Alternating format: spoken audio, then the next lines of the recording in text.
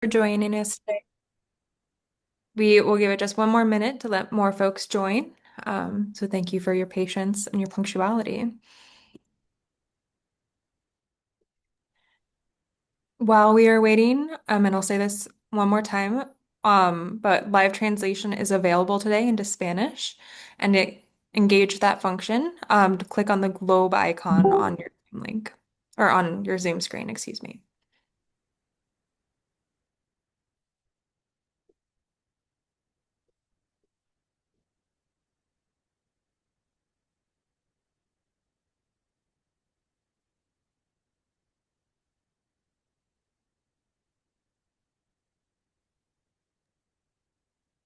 All right, I think we'll get started.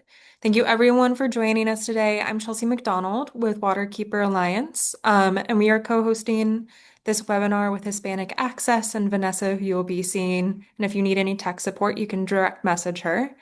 And again, live translation is available. If you switch the audio to just click on the globe icon that you see on your screen, which you're also seeing in the chat, those instructions.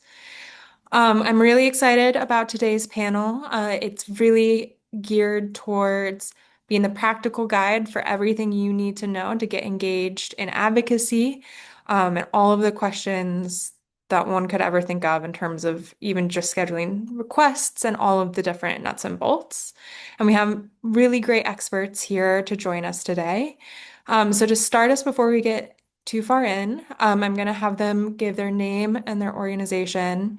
And then also for a little bit of an icebreaker, why they think advocacy is still important today. I know a lot of folks tend to lose hope, and we're hoping to dissuade you of that today as well. So if we wanted to start with Alexandria with that intro. Thanks, Chelsea. My name is Alexandra Campbell Ferrari. I'm the executive director and co-founder of the Center for Water Security and Cooperation. So I'm a water lawyer. I will talk a little bit about how I see advocacy and why being a lawyer is being an advocate, but also how I do other non-lawyer legal advocacy as well. So why do I think advocacy is so important? Is because frankly, our elected leaders are elected to represent everyone, and they still need to hear from us. Even if they don't want to hear from us, even if they don't like what we're saying, suggesting, whatever, they still need to hear from us. And it's important to show up in those spaces and to teach them, guide them, and to keep these issues active and alive in their minds. Perfect. Thank you. Ruben? So hello everybody. So my name is Ruben Rosas. I am an avid tutor for San Jacinto Valley Academy, and I'm also one of the newest interns for the Office of Congressman Raul Ruiz. And the reason why I believe advocacy is so important because it allows our community to have a voice, especially when they feel like they're not being heard, they have a voice in these spaces on things that they're passionate about. Perfect. And Jeremy? Hi, I'm Jeremy Cherson. I'm the Associate Director of Government Affairs for Hudson Riverkeeper. We focus on protecting the Hudson River, and I think advocacy around working with elected officials is so important because at least at the state level, many state legislators and even at the county or municipal level are incredibly under-resourced in terms of like their access to expert knowledge. And when someone like you who has kind of in-depth niche knowledge, science-based knowledge, or community connections and touchstones that they don't necessarily have access to, that can be incredibly valuable to their staff. If you live in a state where legislators don't have staff, incredibly valuable to the legislator. So I'll talk more about, my thoughts around that later on, but you're the experts and that's really valuable. Perfect. Thanks, y'all. In terms of a little bit of our run for show today, we're going to be moving kind of through how you would start all the way through towards the end of the meeting and follow up. If you have questions, feel free to put them in the chat. We are doing this in a bit of a more Zoom meeting room style, so please keep yourself on mute, unless we'll have a full Q&A section at the end. And if you're someone who prefers to raise your hand, and come off mute, we'll have time for that then. We'll also have a bit of an interactive section at the end as well. But again, feel free to put those questions in the chat, and if they make sense, we'll get to them as we go along in the panel today. So the first question we're going to start with, and the first kind of theme, is just around even how do you begin? We unfortunately live in a world where it feels like there's 1,000 problems happening all at once. And as advocates, trying to figure out how to dive into that is really one of the places I think we should start. And so my question to the panel is, how do you identify an issue you want to start doing advocacy on?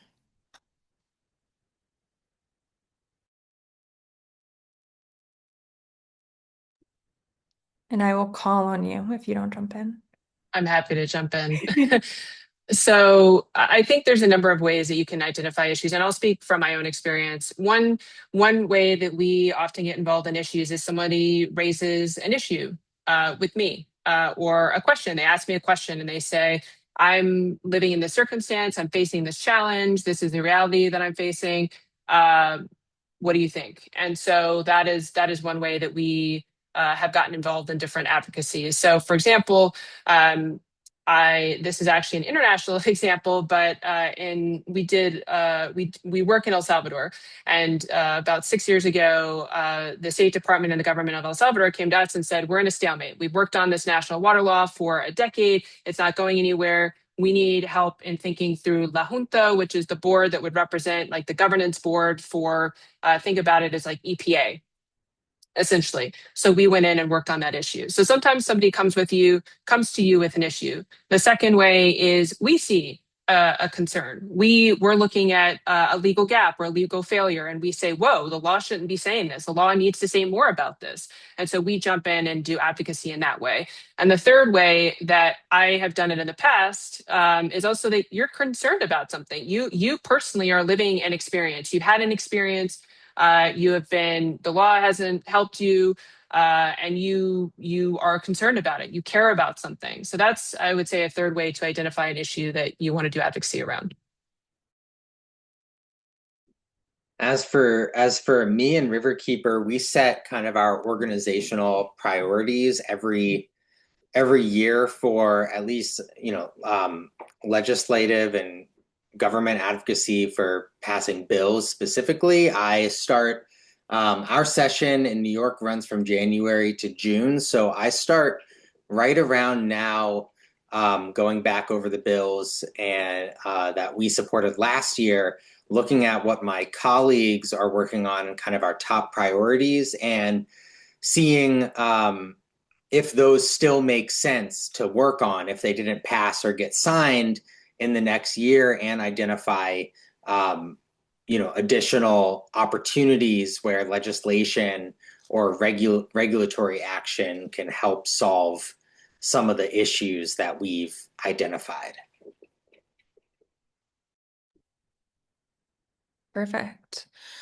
And once you have that issue identified, what is the first step that you take? Is it research? Is it strategy? I'm curious to hear more about your approach.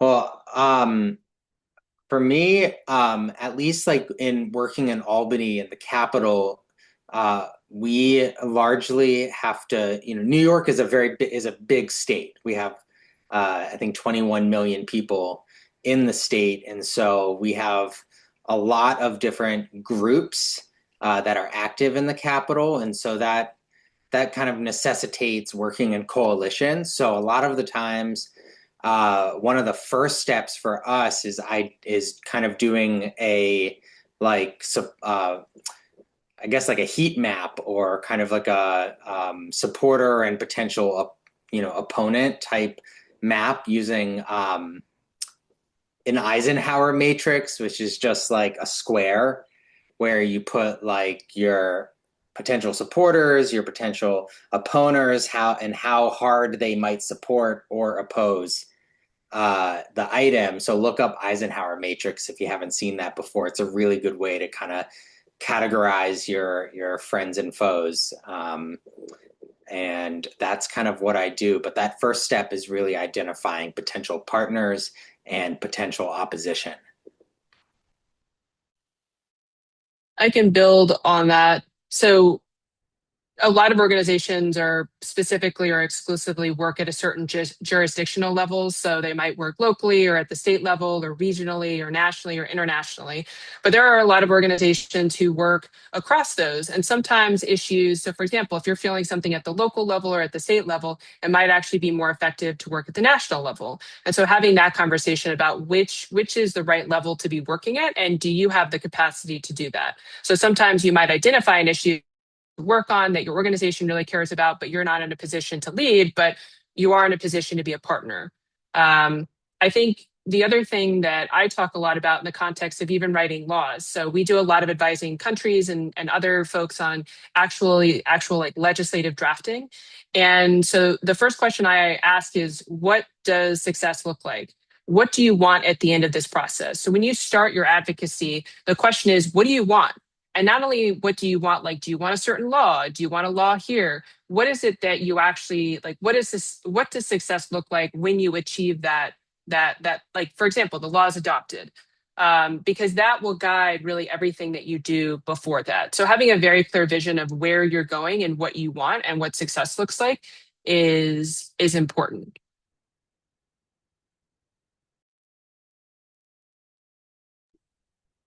I would say that knowing as much as you can before you start your advocacy action, knowing all, like as somebody said, knowing all the players, the proponents, the opponents, but also kind of maybe the history of this issue or this particular place. Too often, if you don't have the background, you're really not able to effectively meet the challenge. Another issue that we see from time to time is that we don't find out about something until it's like almost virtually too late. Like Bill likes to say, it's way too late when the bulldozers show up. You have to call us or let us know when you get, the notice from the town, or in New Jersey, it's required if there's a major development that's going to happen within a certain area of geographic area, all the homeowners or other property owners need to be notified of something happening. That's when we need to hear about it, if not sooner. So yeah, and also maintaining good relationships with people in those jurisdictions, in the planning boards and the towns, where that something stupid could happen, and such all. Yeah, so definitely just eyes open, ears open, constantly, working the relationships. Yeah. The And channel that, communication. Yeah. to introduce you, that's Hugh, our Hackensack Riverkeeper, who's a great advocate. So thank you for those thoughts, Hugh. Oh, And my I think pleasure. that actually directly ties into a question I'm seeing in the chat in terms of it's been mentioned this idea, right, of like raising the concerns from local communities. And so the question is, how do you ensure that you are accurately and fully encapsulating the concerns and needs of local communities that are most affected by these issues when identifying them?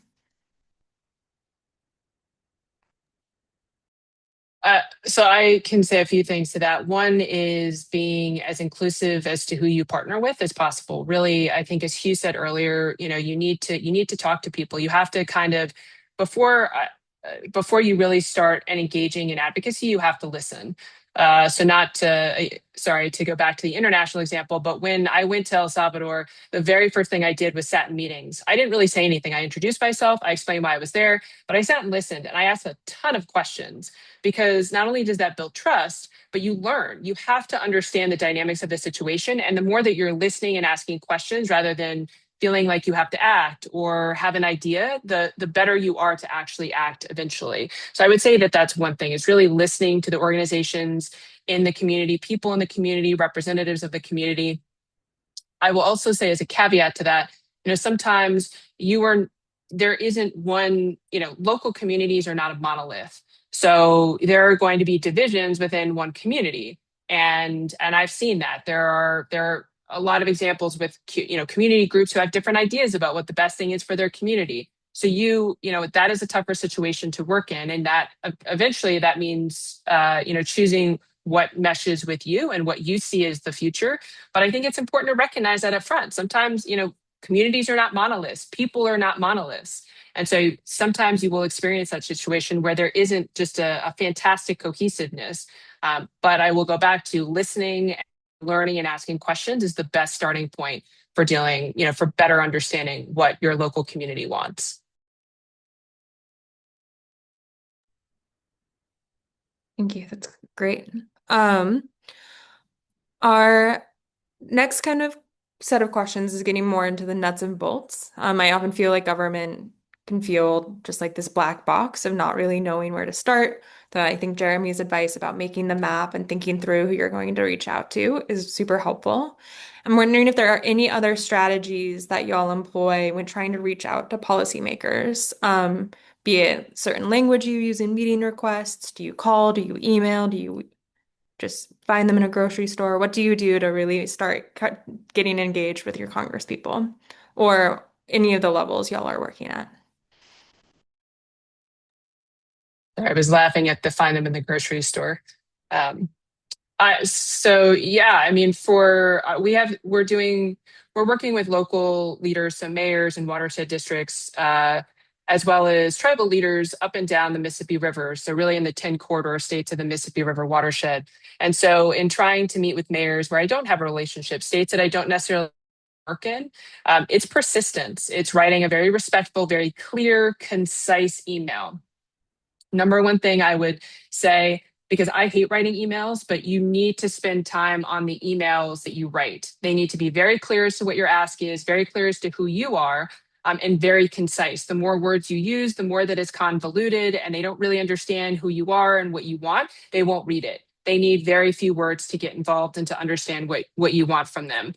Emails are also only one way to get their attention. I would highly advise a multi-pronged approach. So email, phone call, going in person if you can. All of those are probably the best ways that you can actually get in front of elected leaders. The last thing I will say, the League of Women Voters has become a huge partner and amazing collaborator in the work that we're doing. So in the Upper Mississippi River, there's a group that focuses on that. And they have been essential in making sure that we get connected with mayors. So another avenue is finding that group that can make those connections for you.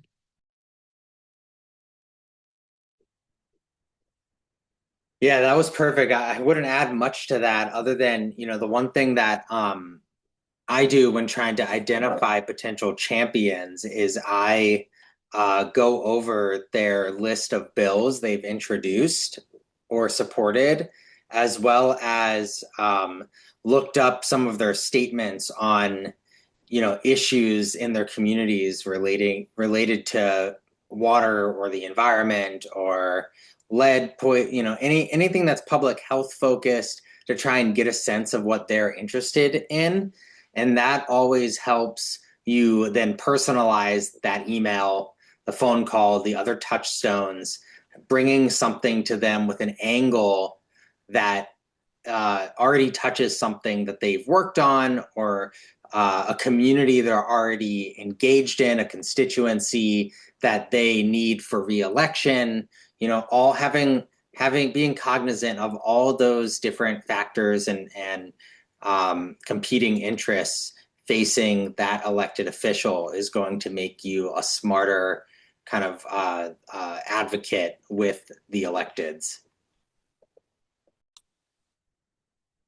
And then for me, something that I would add working in a congressional office, obviously calling, sending our emails, being really persistent on that issue, but just to even add a little bit more just to make yourself memorable. Also, speak from the heart. So when you're talking about all these issues, yes, you can tell us about the data, you can tell us what that issue is, but give us a story. Tell us something from the heart to make yourself memorable. So when you do follow up with the phone call, like, oh yeah, I do remember you since you said that story. So just make sure that you do speak from the heart. Perfect. So let's say we followed all the great advice from our panelists and successfully secured our meeting. Um, who do you decide to bring with you to a meeting once you have one?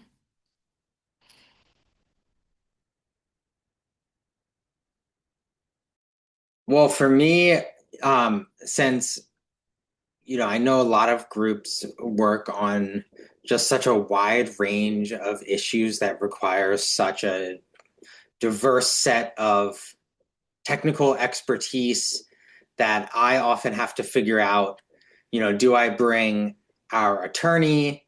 Do I bring our scientists? Do I bring our habitat restoration folks with us? Like, who is the person on my team who can speak, both most intelligently on the issue, but also, as Ruben said, passionately about the issue, because that also really gets people's attention. It was a very good point. And then I think about partner groups we're working with in those communities and constituencies, whether it's a local environmental kind of group that is centered in the county or the municipality, or an environmental justice group that has been trying to get the attention of the elected official on an issue, but because we're a larger group, we can help get them into the meeting so their voices are, we can kind of like lend our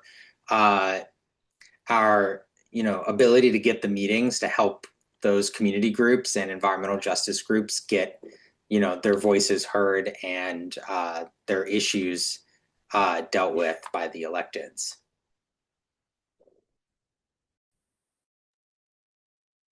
I'll just add, I think it depends on the work that you're doing. I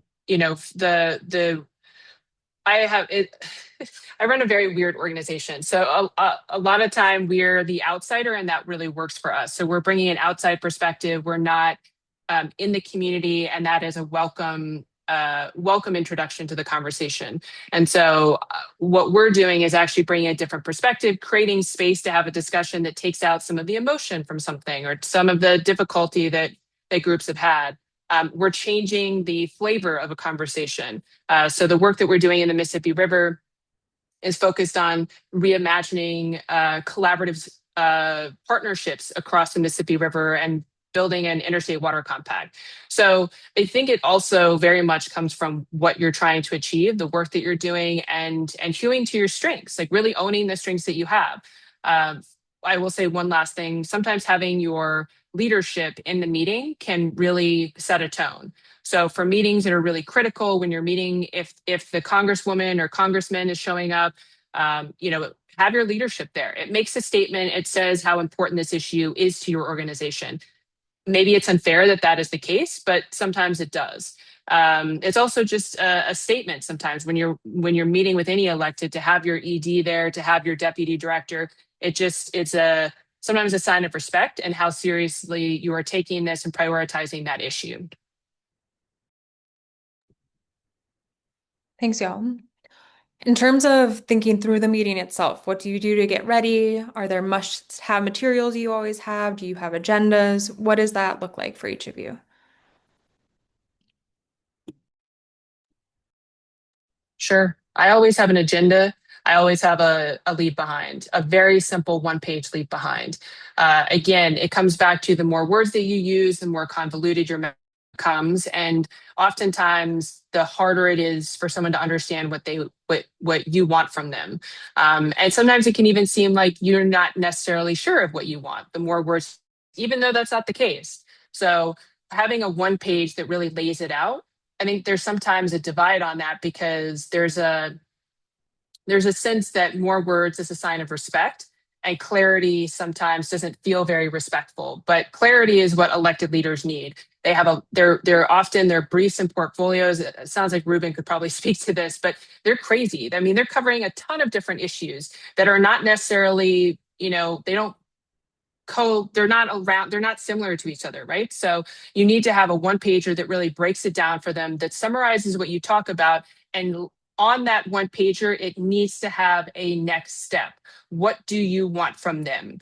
Do not leave that meeting without being very clear as to what you want from them, unless you're doing an educational session. So every once in a while, I'll go on the Hill with coalitions and I'll do educational sessions where we're just educating members of Congress. That's very different. Then your leave behind is educational. It can be a little longer, though I would still hew to being shorter. Otherwise, if you have an ask, do not leave without making that ask, and make sure your one pager has that ask on it. And then just to kind of build off of what she was saying, like obviously go in, come with the plan. But what I would say when you are in those meetings, don't make it seem like you're reading from a script. Don't sound robotic. Like speak from the heart. Obviously know what you're doing. Obviously know what you're speaking about. But just try not to make it sound like you're just reading off of a script. Just try to make that impact, like I mentioned earlier.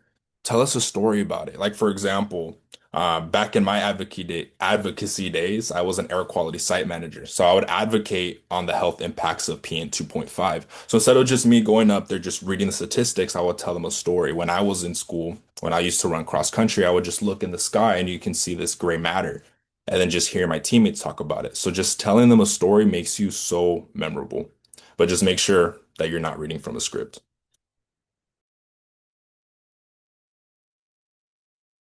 Yeah, I agree with all that. I always leave a one pager and always very clear about the ask. So no notes. Perfect. And we alluded a little bit earlier in terms of the different policymakers are going to have different approaches, right? And so, and this ties into a question in the chat in terms of like, how are we influencing and tailoring advocacy strategies? So I'd love to hear a bit more about how do you tailor your message to resonate with different policymakers? And maybe it'd be useful to like have an object kind of comparison. So like, I know a lot of folks now are talking about being concerned about data centers and especially impacts on water that are from data centers. So how would you approach a member of Congress who is supportive of data centers when you're trying to dissuade them about actually this is really bad for our water versus someone who already agrees with your point?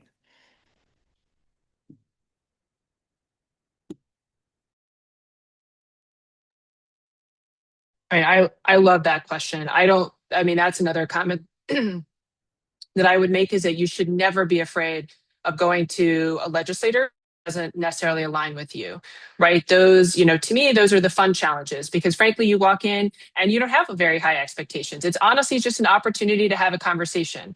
I recently had that with a Republican member of Congress where we were at it was a social event, but he and I just went back and forth on topics. I would say one, he would share his opinion, I would share mine. It was honestly just a learning and there was nothing on the line, so it was a very different context. But I think, when you're talking to somebody who doesn't align with the way that you see whatever the topic is, listening, asking questions is a great way to run that meeting. Like trying to understand. So if it was me specifically, Chelsea, to your hypothetical, it's about data centers, and the member of Congress is highly supportive of them. I would ask why. I would say, what is it? What about data centers attracts you? What is it that you believe they bring to your state or they bring to the United States? Do you have concerns about data centers? Have you thought about those concerns? I'd ask a lot of questions because then you can tailor what you're saying to them to that. And you can, as to go back to Ruben's point about messaging and storytelling, you can tell stories about that, right? If you're a member of that community, you can say, hey, we really thought the data centers were going to bring job opportunities, but we haven't seen that. I have a friend, or I specifically live in a community where a data center was brought and it did not bring jobs. Or it has, my well water quality has suffered as a result. And here's a bottle of what that looks like. So asking those questions in the beginning and trying to understand where they're coming from creates that foundation for you to educate, but also to show them an alternative side to what they see. I often, in this context, will try to find a topic or a water issue where I do agree with the person who is probably going to disagree with the main point I'm going in to talk with them about. And, a lot of times, we're working on excessive road salt spreading in New York that's leading to salinization of a lot of our waters. And that's an issue that almost every person across the ideological spectrum wants to address. There isn't really that much of a partisan divide on that. So I'm able to use that issue when I go speak to more conservative Democrats and Republicans about road salt and well water. And we start talking about that for a few minutes. And I use that as an opportunity to kind of be on kind of shared ground and then springboard off of that into the more contentious topic. And I guess the more simplified way to talk about that would be buttering them up. And so that's always a strategy.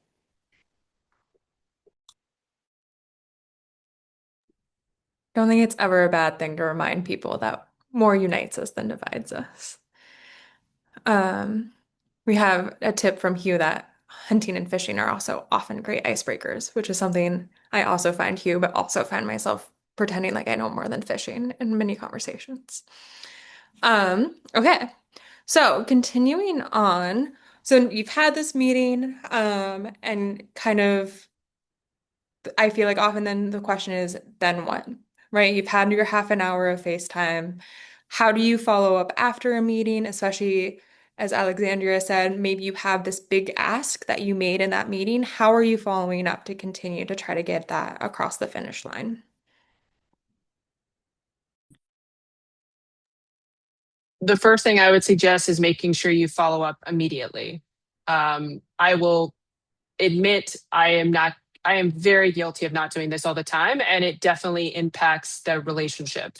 But the faster that you follow up, the more that they remember from your meeting, and they're not trying to piece together what you talked about, and they can just act. So I cannot highlight more, just you have that. And so I would also suggest that before you walk into the meeting, have some kind of response prepared. You can adapt it, right? But having that takes away so much of the prep work you have to do and just makes it feel like, oh, I can actually follow up pretty quickly rather than like, oh my gosh, I had this meeting and I now have to sit down and it's going to take hours to do this. It doesn't.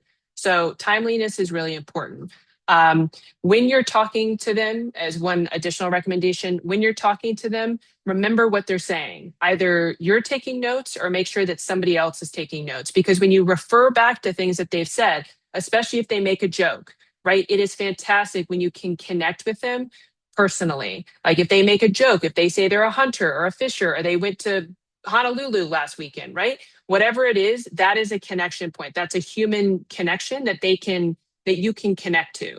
Um, so make sure you have someone taking notes or you're taking notes so you can connect to that.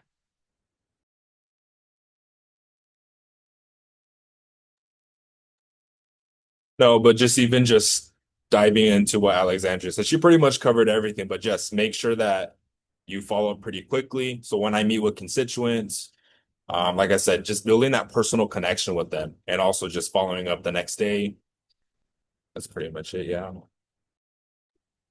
One of my favorite advocates I work with has a giant spreadsheet of everyone she's ever met in Congress, but has a column for like, this person has a dog, or this person likes the Yankees, and then refreshes on that every time she walks into a meeting, which I just think is so effective.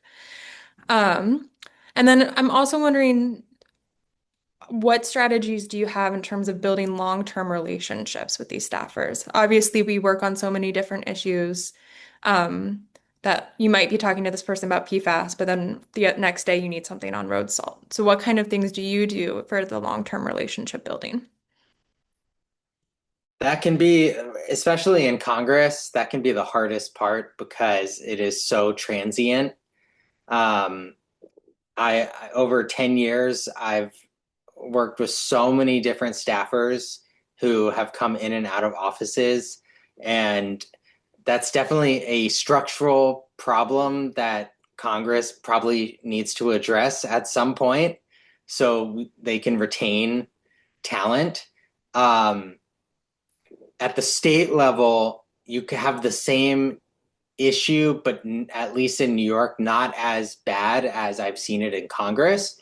And so oftentimes if there's someone I hit it off with, who's a staffer, I'll ask them to coffee or get lunch. And I also, because I have the time and it's my job to be in the Capitol, I make sure to just wander the halls and run into people and they know me, I know them, and it just kind of reinforces the relationship. We'll stop and talk in the hall and talk about sports, talk about the weather. Um, Small talk can actually go a long way. I've been in a number of meetings where I went there to talk about road salt or PFAS, and we ended up talking about something that happened in the news the whole time. But then we emailed the week after or the day after about the issue, and we got it solved just via email because they were willing to look at my email because we had a great friendly meeting. So don't always be disappointed if the member or the staffer wants to talk about, I don't know, who knows what, the entire meeting, because I think all of us who have had meetings with elected officials have had that happen before.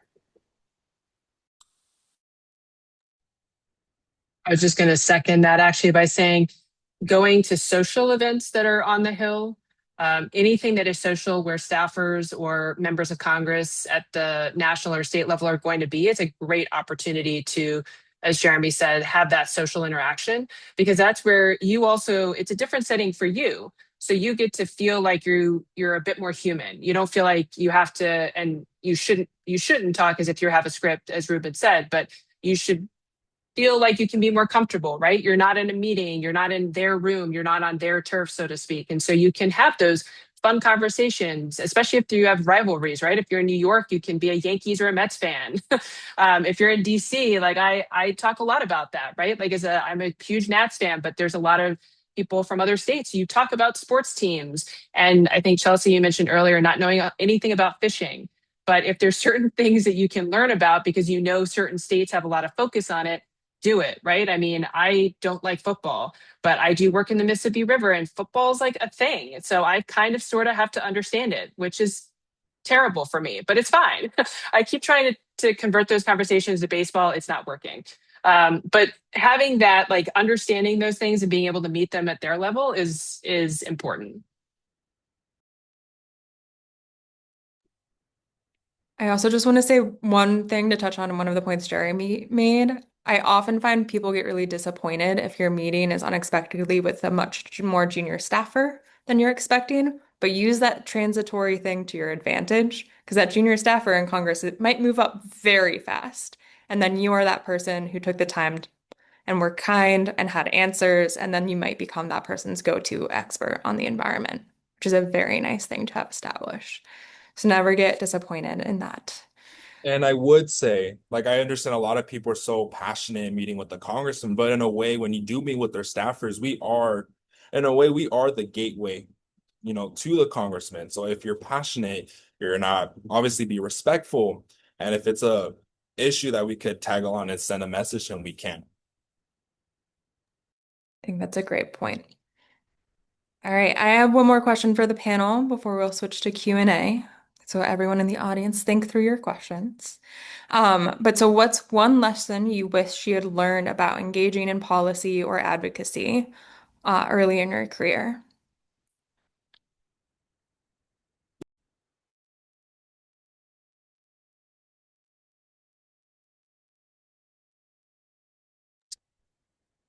So I think being 100% authentic.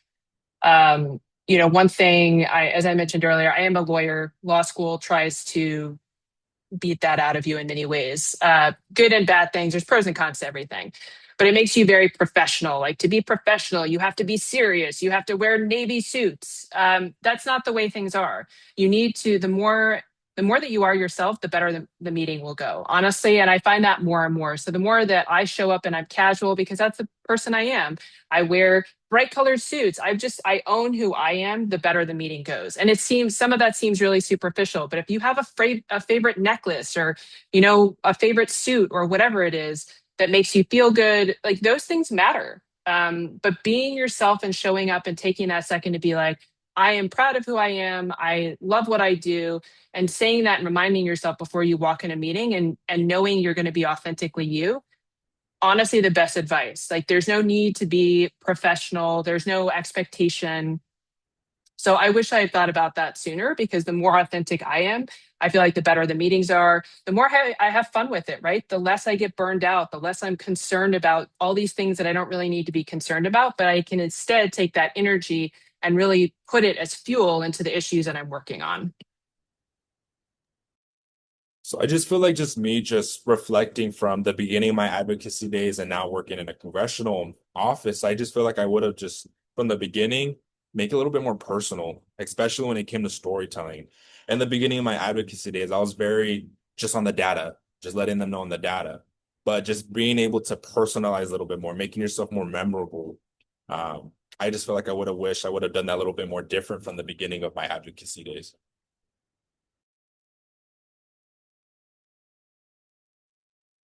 This is a really hard question. I'm struggling to come up with a good answer.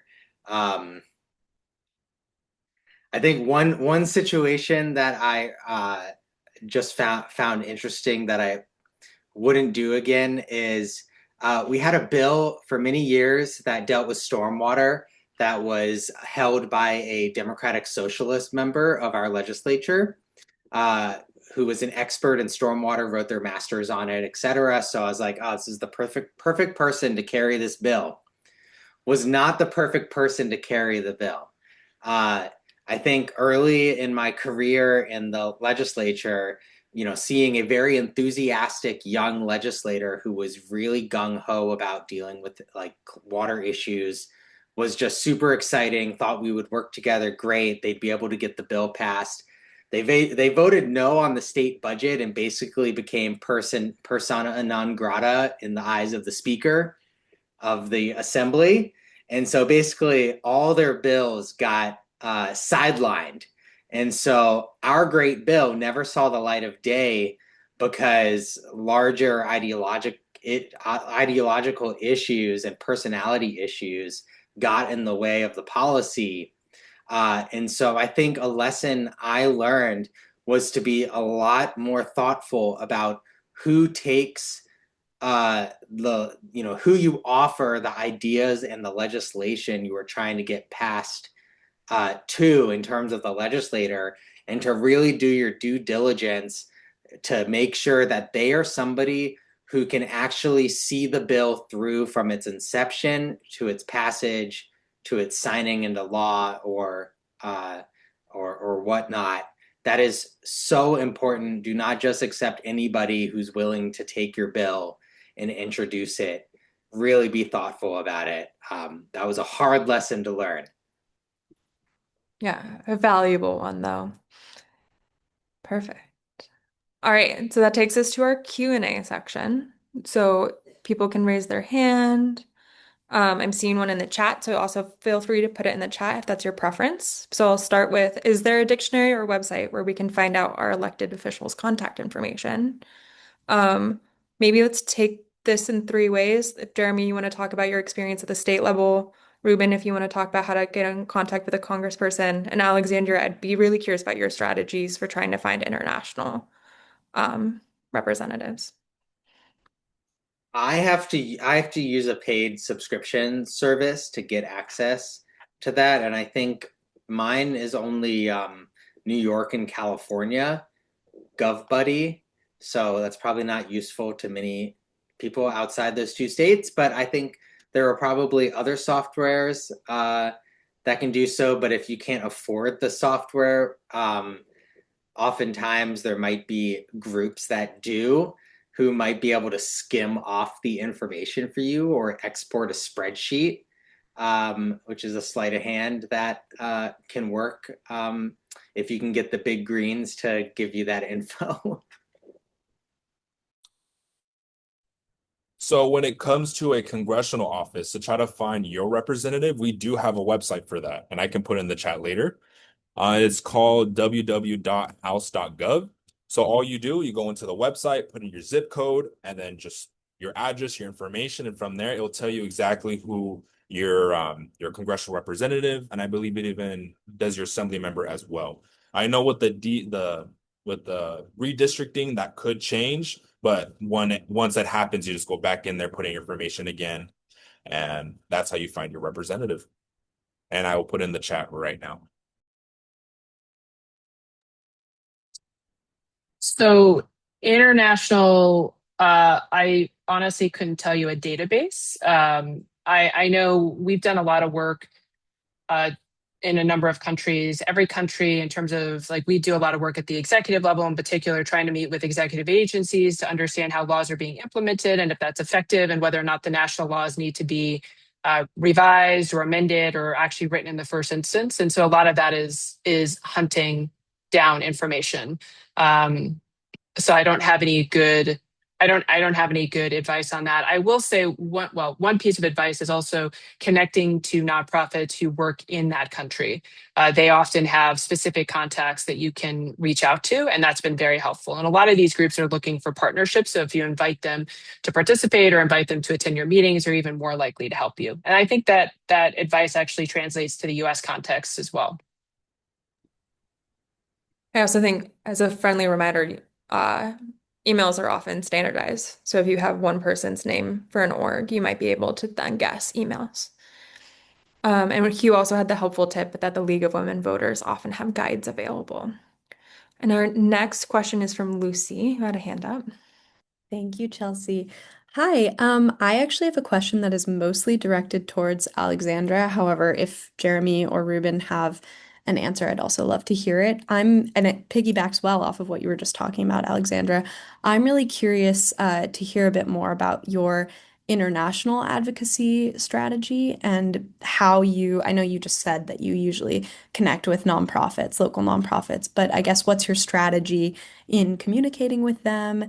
And how do you really learn this landscape that maybe you don't know as much about going into the advocacy? Like, say an issue comes to you, how do you learn the landscape of that country when it's a different policies, different laws? Yeah, thank you, Lucy, for that question. So the international space is often very similar to the US context as well as different. I will say one thing: before the current administration, there was a very united group that worked on water and sanitation issues. I would say less of a united group that worked on broader water resources management issues. That was probably more disparate, but a very united group of people that we all kind of knew each other if you worked on drinking water, sanitation, health, and hygiene issues. So that helped as well, that once you got into that group and met people, you often would go to the same conferences. And if you were just networking, I would say we didn't actually talk about networking. Networking is huge in this area. So in the international context, we tried to go to conferences that we could to network, and we spent the entire time networking with people, introducing ourselves. Again, I go back to what I talked about in the El Salvador context, like asking a lot of questions of people, learning, really demonstrating a genuine interest in what they do and the approach that they're taking, sharing your philosophy about water and sanitation or water resources work. And in large part because that helps you to get connected to the people that you want to be connected to, but also word of mouth is huge. So, for example, our work in El Salvador, people learned about that work, and we had people in South Sudan who heard about that and said, "Hey, come work with us. We need your help in South Sudan." So people learn of that. People talk, and it's not, I'm not a prolific social media user. Again, also something that's a really great thing. I have no advice to provide on that. But LinkedIn, for example, it's a great way to advertise all the work that you do. I do not do that effectively. So word of mouth is big. And people will talk about how you worked with them, and they will talk about your approach, and then they will share that. There was one other thing I wanted to say about the international context. I think there's a lot of groups from a lot of different countries often will coalesce around an issue and swoop into a country to provide 3 seconds of work and then swoop out. It's a problematic approach. We'll leave it there. So one thing that I think is great is, again, having a very clear mission as to why you're there, the work that you're doing, and having a genuine commitment to seeing it through is important to international work in particular. Like being an American, being a foreigner working on these issues in another country, it's really important to have that full-time commitment to that issue. I think that was more unsolicited advice, but I hope I somewhat answered your question. You definitely did. Thank you. I think in a Q&A, it's all solicited advice, but um, and then we have Sydney next on deck. Hi. This question, I hope it's not too much of a downer, but I'd imagine that something that sort of comes with the territory of advocacy is meeting roadblocks, meeting people who are not, immediately interested in helping. And so my question is sort of geared towards everyone. How do you deal with roadblocks or disinterest or people who just flat out are apathetic? Like, how do you sort of approach that type of conflict?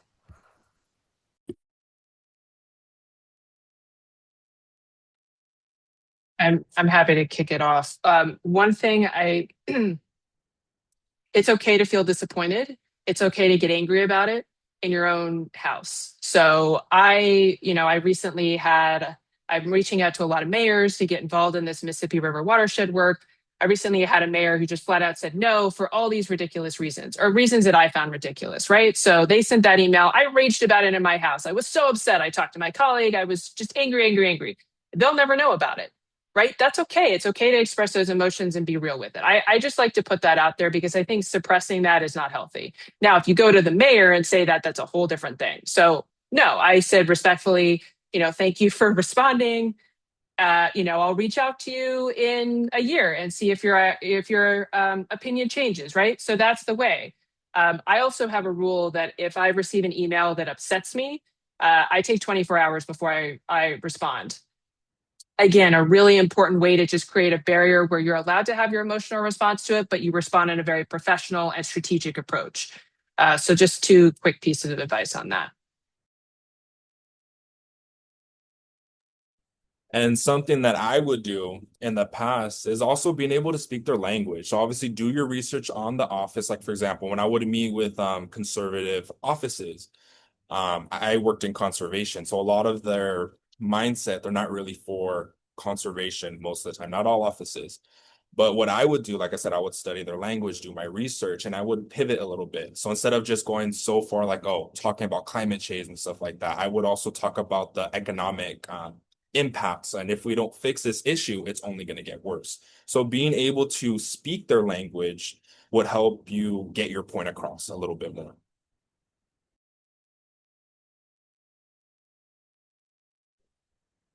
Um, Recently, I've had to deal with a committee chairman who was not totally gung ho on giving a bill. We were working on a hearing. And so, one of the strategies um, we used to deal with that was uh, holding a town hall in his district on the issue and having 80 people show up on a Monday night to hear about it.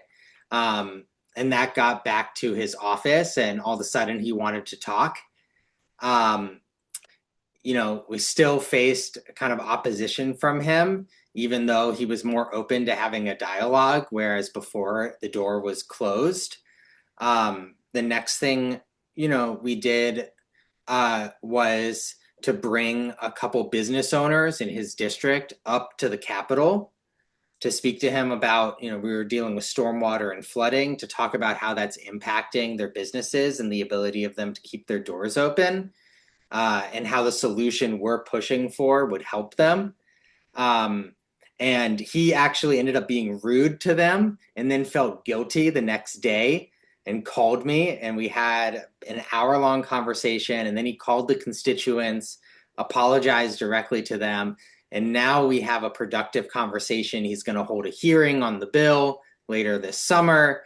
And so I guess the lesson was taking that disappointment and trying to find constructive opportunities to open up dialogue and not take no for an answer. So we just kept coming at him in different ways and allowing his natural behavior to be our opportunity. Perfect. And then one more question from the chat, not seeing any hands. You mentioned the importance of storytelling, and I think that's been a thread throughout. What are some key components that make a personal story more compelling and impactful in an advocacy conversation?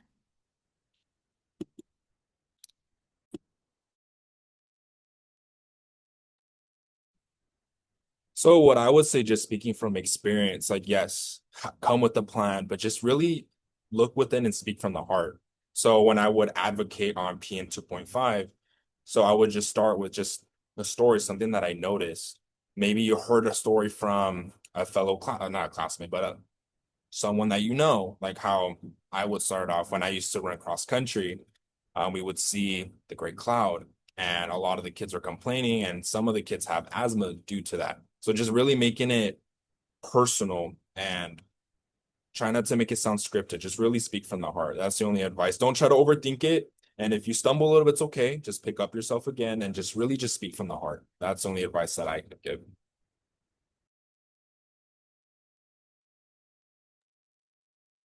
I would highlight that just being authentic, telling a story that you know.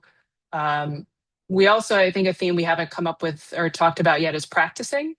Practicing beforehand, not having a script per se, but I recommend talking points. So I found that the script didn't work for me. I found that talking points were too much. So I usually have 5 to 10 trigger words that just spark my mind to remind me to hit certain things. And so if you practice beforehand, what happens is that you kind of figure out what you like how you want to tell your story, what works for you, the order that works for you.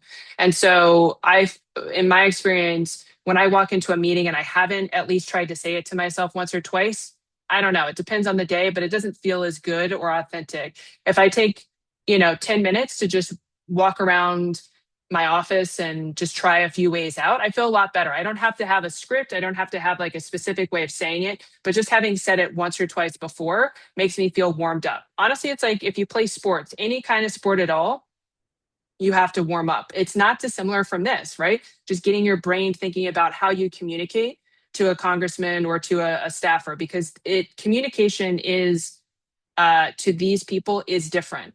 It's not like talking to your friends. It's not like talking to a colleague. And so getting your mind in that like getting it set in that it will help you. I've spent a lot of time uh learning frameworks for storytelling, and I won't get into like the specific frameworks, but there are great YouTube instructors for public speaking and storytelling. Like TED, I think I found the guy that I listen to the most on a TED Talk, and then he's got his own YouTube channel, which is like tell a great story in 60 seconds, or make up a story on the spot. Here's like the ABC, mnemonic device to do so. And that has been incredibly helpful in building my confidence for storytelling, so much so that I don't really use the mnemonic device as much anymore. It was kind of like a support structure to help get me there. So I feel like that's really important, having kind of like a architecture for yourself until you're kind of confident enough to run on your own. I think all of these are great tips. And also, if it's not your personal story, I think going back to the partnership part of all of this, maybe who can you bring with you that it is their story, or is it videos, or is it quotes, and just always making sure to tie in those frontline community voices. But we are already at the top of the hour somehow. So thank you so much to the panel. Thank you so much for the great participation. I think we have a lot of new advocates who are ready to take on a bunch of different issues. So I'm really excited for our future, and thank you all so much for your time today. Thanks for having us. Yeah. All the And best, everybody. For having us. yeah, everyone who is registered will receive a recording of this in both English and Spanish. So feel free to also share it with your networks. And thank you all so much.